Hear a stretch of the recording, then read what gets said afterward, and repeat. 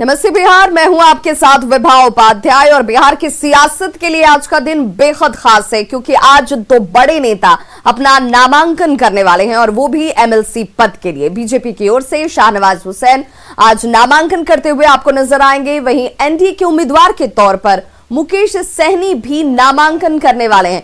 दो तस्वीरें आपके सामने हैं। दोनों नेताओं के नामांकन के दौरान एनडीए के कई बड़े नेताओं की मौजूदगी रहने वाली है और इस लिहाज से बिहार की सियासत में आज का दिन बेहद खास है, बेहद महत्वपूर्ण है। एमएलसी पद के नामांकन का दिन और दो तस्वीरें आपके सामने जिसमें शाहनवाज हुसैन आज नामांकन करते हुए दिखेंगे आपको और एनडीए के उम्मीदवार के तौर पर मुकेश सहनी एमएलसी के लिए नामांकन करने वाले हैं।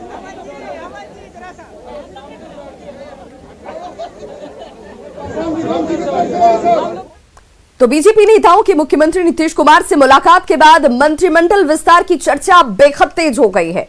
बीजेपी के प्रदेश अध्यक्ष संजय जायसवाल ने इशारों में यह साफ कर दिया कि जल्द ही मंत्रिमंडल विस्तार की तस्वीर साफ हो जाएगी। कल सुबह आप लोग सब देख लीजिएगा। सीएम आवास से निकलती ये गाड़ी मंत्रिमंडल विस्तार का संदेश लेकर आ रही है। कल सुबह आप लोग सब देख लीजिएगा। अब तक ये बयानबाजी चल रही थी कि मंत्रिमंडल विस्तार क्यों नहीं हो रहा है।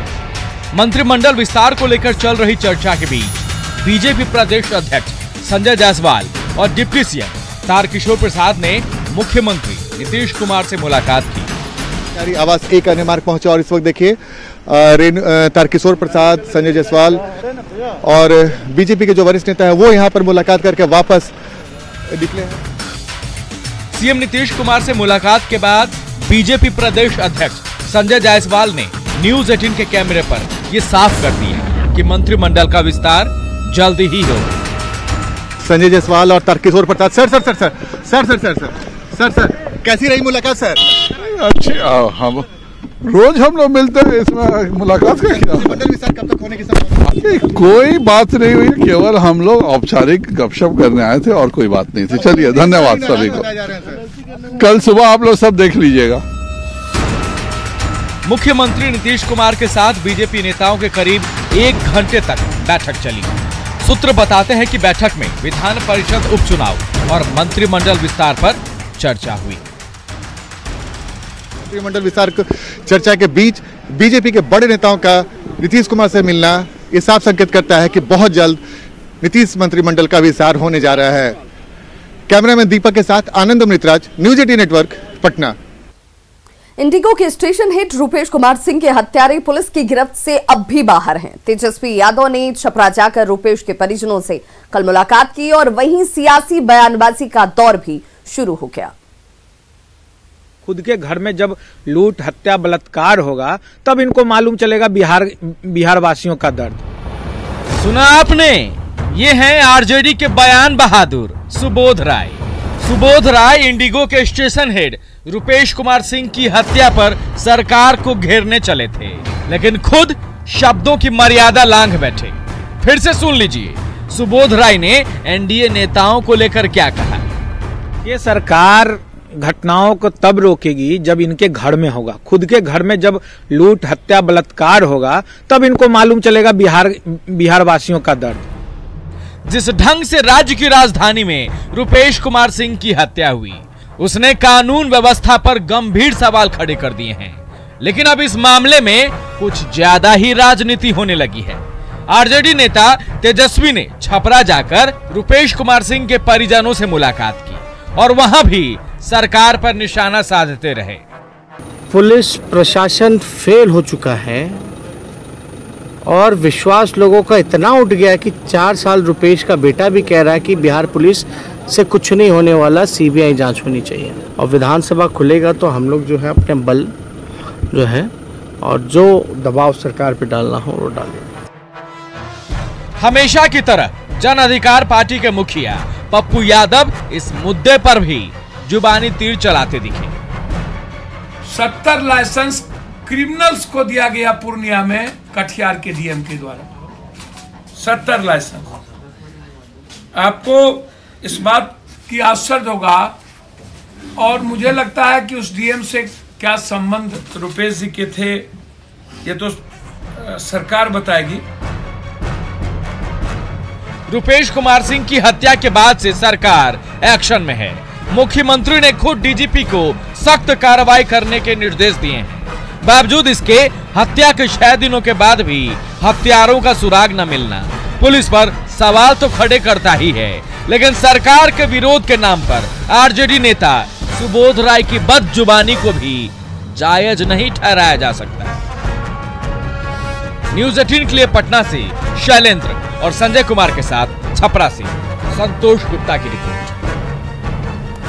और रुपेश हत्याकांड से जुड़ी बड़ी खबर इस वक्त सामने आ रही है, जिसमें इंडिगो मैनेजर रुपेश हत्याकांड में एसआईटी की टीम ने बेऊर जेल में पूछताछ की है। ये बड़ी खबर इस वक्त सामने आती हुई, जिसमें एसआईटी की टीम बेऊर जेल जा पहुंची और जहां पर पूछताछ की गई है इंडिगो मैनेजर रुपेश हत्याकांड से जुड़ी हुई ये बड़ी खबर इस वक्त सामने है।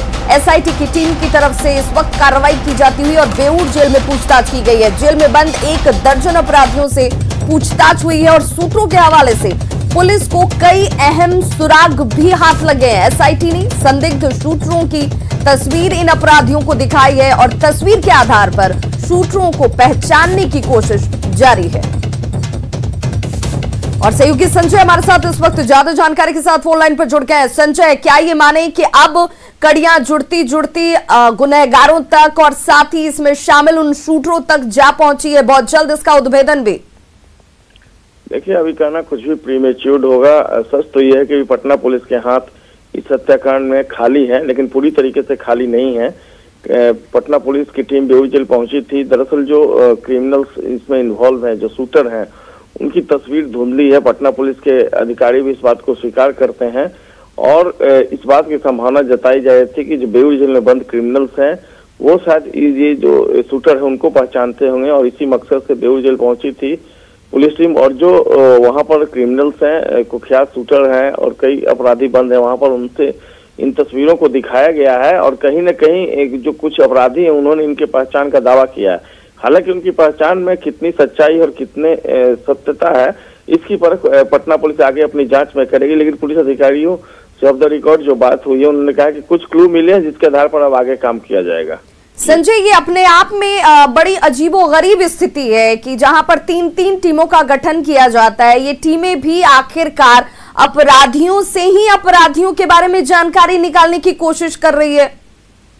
देखिए, निश्चित तौर पर ये सारी चीजें जो है सीसीटीवी फुटेज क्लियर न होने की वजह से ये बातें सामने आ रही हैं। सच तो यही है कि पटना पुलिस आज 7वें दिन भी इस पूरे मामले को लेकर उसके हाथ खाली हैं और जब तक पुलिस इस मामले में सही ढंग से नहीं पहुंचेगी पुलिस की कवायद इसी तरीके से जारी रहेगी। जी चलिए, बहुत बहुत शुक्रिया संजय इस तमाम जानकारी के लिए।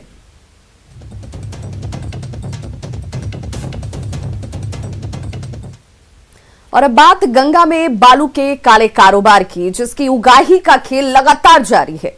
बिना रुपए दिए गंगा में बालू वाली नाव आगे नहीं बढ़ती और सब कुछ जानते हुए भी प्रशासन अनजान बना हुआ है।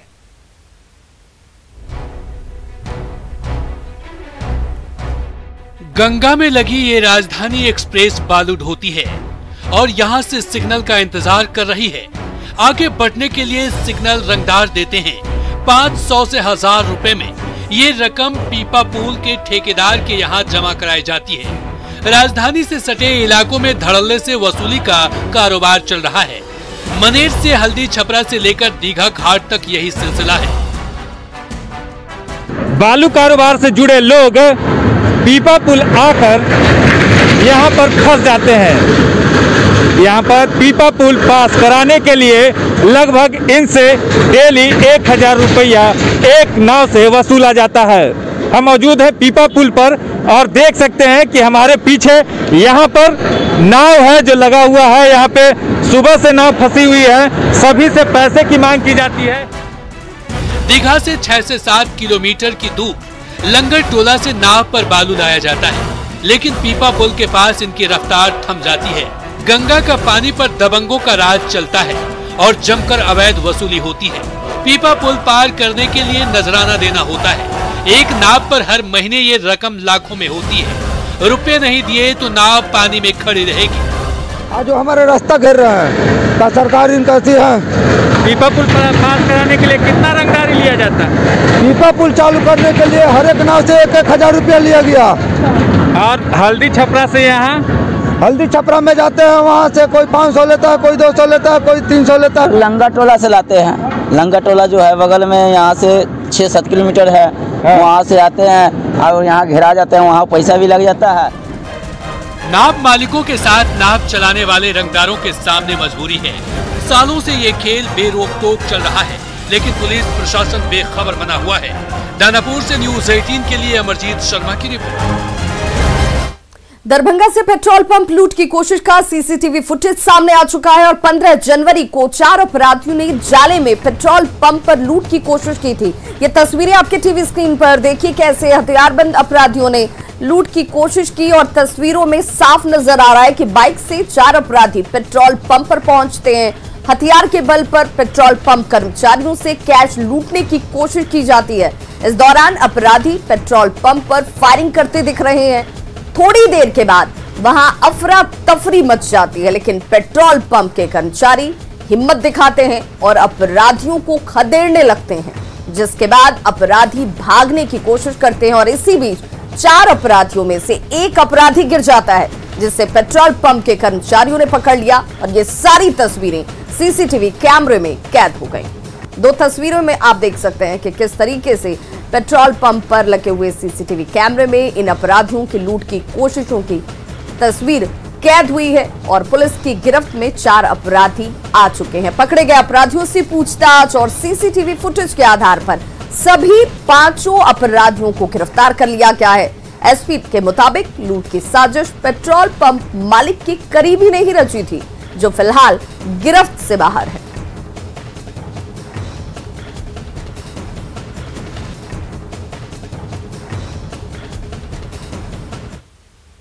पटना पुलिस ने बिल्ला साहनी गिरोह के 2 गुर्गों को गिरफ्तार किया है। लोहानीपुर के रेलवे हंटर रोड से इनकी गिरफ्तारी हुई और पुलिस ने इनके पास से एक देसी पिस्टल और 3 जिंदा कारतूस जब्त किए हैं। पुलिस ने बताया कि आपसी वर्चस्व में फायरिंग हो रही थी और तभी पुलिस ने गुप्त सूचना के आधार पर छापेमारी की और इन्हें गिरफ्तार किया गया।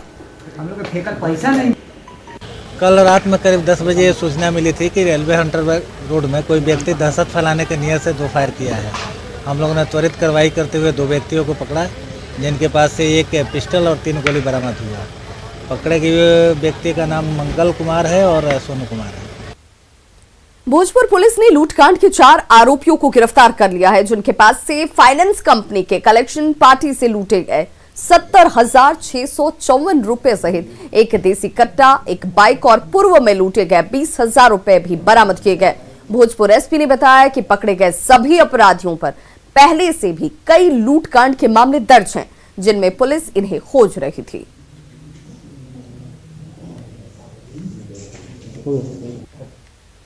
घटनास्थल के पास से ही गिरफ्तार कर लिए गए। एक अपराधी भागने में सफल रहा था, जिसे कि बाद में छापामारी करके उस अपराधी को भी उसमें गिरफ्तार किया गया। उसके अलावा पूछताछ के क्रम में इनके द्वारा तरारी थाना क्षेत्र में 3 लूट की घटनाओं के बारे में अपनी संलिप्तता स्वीकार की। उसमें से एक लूट की घटना में लूटी गई राशि में से 20,000 रुपया भी इन लोग के पास से रिकवर किया गया। तो एक महत्वपूर्ण उपलब्धि हासिल हुई और ये गैंग पूरी तरह से बस्ट हो सका है। खबर मुंगेर से, जहां पर पुलिस को एक बड़ी कामयाबी हाथ लगी है। पुलिस ने लेथ मशीन पर हथियार बनाने वाले मास्टरमाइंड अरविंद कुमार को गिरफ्तार कर लिया है। साथ ही पुलिस ने भारी मात्रा में अवैध हथियार, लेथ मशीन और हथियार बनाने के उपकरण को भी बरामद किया। डीएसपी ने यह बताया है कि 2 दिन की छापेमारी में एक महिला सहित 5 हथियार तस्करों को गिरफ्तार किया गया। की रात में एक सूचना मिली कि पप्पू शाह जो रतैठा का रहने वाला है, वो काफ़ी सक्रिय है। वो पूर्व का भी अपराधी रहा है और इन दिनों वो अवैध पिस्तौल का निर्माण बड़े पैमाने पर कर रहा है और इसके लिए लेथ मशीन का भी इंतजाम किए हुए हैं। इस सूचना के सत्यापन के क्रम में उसके यहाँ छापामारी की गई। फिर आगे सूचना मिलती गई, मुजफ्फरगंज में भी एक छापामारी की गई शंभू के यहाँ, शंभू शाह विश्वकर्मा के यहाँ। वहाँ काफ़ी मात्रा में पिस्तौल, गोली और बैरल और पिस्तौल और मैगजीन मौजूद सब बरामद हुआ। कुछ और खबरों के साथ जल्द होंगे वापस, बने रहिए हमारे साथ।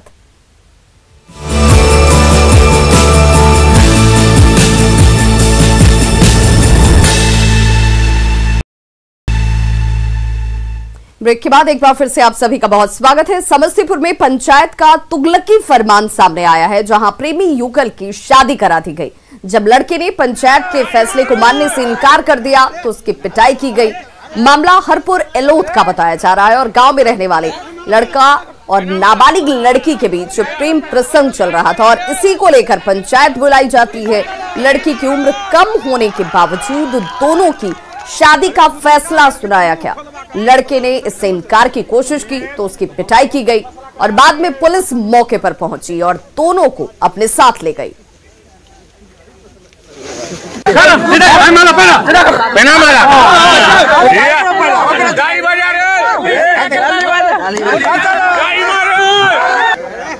मजदूरी करके कुछ हम लोग कमाते, धिया पुता को बढ़ाना चाहते आगे मुँह हैं, इसलिए ग्राम के कुछ समाज को ऐसे लोग हैं जिसको नीचा कैसे हम रखें, इसीलिए ऐसा रचना रच के हम लोग जबरदस्ती कर। बेतिया में अंतर्राष्ट्रीय स्तर पर सामान के हेरफेर के खेल का पर्दाफाश किया गया। नरकटियागंज आरपीएफ ने सत्याग्रह एक्सप्रेस ट्रेन से 5 कार्टन सामान को जब्त किया है, जो नेपाल ले जाया जा रहा था और दिल्ली के आनंद विहार से ये सामान नेपाल के लिए बुक कराए गए। जब्त सामान में लाखों रुपए के परफ्यूम और इलेक्ट्रॉनिक उपकरण शामिल हैं और इस कार्रवाई में खुलासा किया गया कि भारत से पहले सामान को नेपाल भेजा जाता है और फिर उसी सामान को नेपाल में भारत में ये पहले सामान नेपाल पहुंचती है, फिर नेपाल से इसे भारत में दोबारा मंगाया जाता है और ऐसा इस वजह से किया जाता है ताकि टैक्स की चोरी की जा सके। बताया जा रहा है कि भारत से नेपाल में सामान मंगाने पर विशेष छूट मिलती है और ऐसे में कम कीमत पर टैक्स चोरी कर सामान को पहले नेपाल भेजा जाता है और फिर उसी सामान को भारत में मंगाकर ज्यादा कीमत पर बेचा जाता है। जब्त सामान की कीमत तकरीबन 9 लाख रुपए बताई जा रही है। कस्टम विभाग इसकी गंभीरता से जांच कर रहा है ताकि भारतीय कंपनियों को चूना लगाने वाले बड़े गैंग का खुलासा हो सके। परफ्यूम है जी, किसने दिया है ये? आरपीएफ ने? जी हाँ। कितना मात्रा होगा लगभग? मात्रा तो लगभग एक कार्टून में 90 पैकेट है और एक पैकेट में जो है आपको किसी में 18, किसी में 20, किसी में 23, किसी में 21, किसी में 24, इस करके इसे नेपाल से आ रहा था क्या? हाँ। मधुबनी नगर परिषद की लापरवाही और लेट लतीफी की वजह से सैकड़ों गरीब परिवारों का इस कड़ाके की ठंड में जीना मुहाल हो गया है। दरअसल यहां नगर परिषद के सभी 30 वार्डों में एपीएम आवास योजना के तहत सैकड़ों लाभुकों को करीब 3 साल बाद भी दूसरी और तीसरी किस्त का भुगतान नहीं किया गया, जिससे आवास योजना के हितग्राहियों में खासी नाराजगी है। जिन्हें ये लाभ मिलना था वो बेहद नाराज हैं। रविवार देर शाम इन लोगों ने मशाल जुलूस निकालकर अपनी नाराजगी को प्रदर्शन के रूप में जाहिर किया। इन लाभार्थियों को कह लीजिए, इनका ये मानना है कि आवास योजना के तहत पहली किस्त मिलने के बाद उन लोगों ने पुराने घर को तोड़कर नया घर बनवाना शुरू किया, लेकिन 3 साल बाद भी आगे की किस्त नहीं मिलने से न तो पुराना घर बचा और न नया घर बन ही पाया। ऐसे में हाड़ कपाने वाली इस ठंड में सैकड़ों परिवारों का जीना मुश्किल हो रहा है। किस नहीं मिल रहा है, 2 साल 3 साल हो गया, खेपा हो रहा है, तो इसी वजह से हमारा देखिए पुराना भी घर टूट टाट गया। हाँ, जमीन थोड़ा तो इसी वजह से मतलब एक वो घर तोड़ के मतलब ये कर लिए। हाँ, बाल बच्चा के लेके ठंडी में हम लोग परेशान हैं। 2 सालों से बिहार में प्राइमरी शिक्षकों की बहाली नहीं होने से अभ्यर्थी बेहद नाराज हैं और आज से आंदोलन की शुरुआत कर रहे हैं। राजधानी पटना में देर रात से ही अभ्यर्थियों के पहुंचने का सिलसिला शुरू हो चुका है। तस्वीरें आपके सामने हैं। 94,000 पदों पर 2 सालों से बहाली की प्रक्रिया ही चल रही है, लेकिन अब तक बहाली नहीं होने से ये अभ्यर्थी नाराज हैं और इन अभ्यर्थियों ने अब करो या मरो का संकल्प ले लिया है और इसी के तहत पटना में अब ये डटे हुए हैं।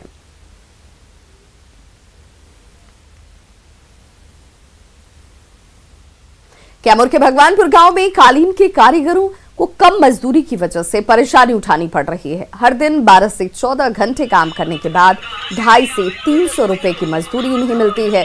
फैक्ट्री मालिक का ये कहना है कि कंपनियों के ऑर्डर पर ये काम किया जाता है और काम कराने के बाद सामान उत्तर प्रदेश के भदोही भेजा जाता है।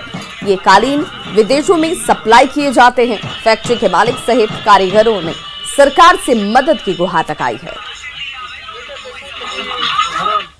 हम लोग का यही है, हम लोग का सही से काम नहीं मिल रहा है जी। और बात है कि है मजदूरी सही से नहीं मिल रहा है जी। हम लोग 12 घंटा खटते हैं, 300 रुपया का पगार होता है हम लोग का।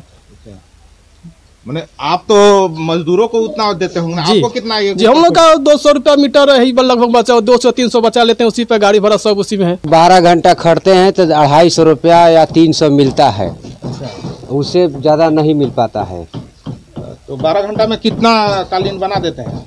12 घंटा में 6 इंची बनाते हैं। हाँ। तो कितना मुनाफा होता है, मैंने आप लोगों को कितना पैसा मिलता होगा? पैसा वह 250-300 मिल जाता है। परेशानी हम लोग का यही है कि 14 या 13 घंटा खटते हैं, हम लोग का 250 या 300 के आसपास रह जाता है पगार जी। जी सही ढंग से हम लोग का मतलब मजदूरी नहीं मिल पाता है। अगर हमारी बिहार सरकार अगर हम लोग की थोड़ा सा मदद करती तो आगे हम लोग बढ़ सकते हैं। श्रेयसी सिंह विधायक बन गई हैं, लेकिन वो अपने पहले प्यार यानी कि शूटिंग को भुला नहीं पाई। बिहार के जमुई से विधायक बनने के बाद भी श्रेयसी सिंह ने नई दिल्ली में होने वाले international shooting sports federation world cup में भाग लेने वाली भारतीय टीम में अपनी जगह बना चुकी हैं।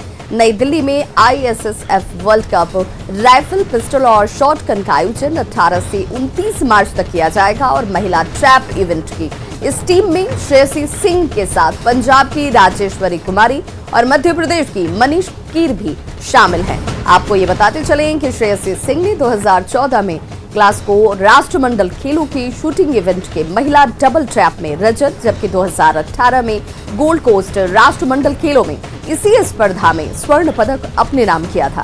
साल 2014 में इचोन एशियाई खेलों में उन्होंने कांस्य पदक अपने नाम किया और इसके अलावा कॉमनवेल्थ शूटिंग चैंपियनशिप 2010 की ट्रैप स्पर्धा में रजत और ब्रिस्बेन कॉमनवेल्थ शूटिंग चैंपियनशिप में भी रजत पदक अपने नाम किया। 2018 में श्रेयसी सिंह को अर्जुन अवार्ड से नवाजा गया।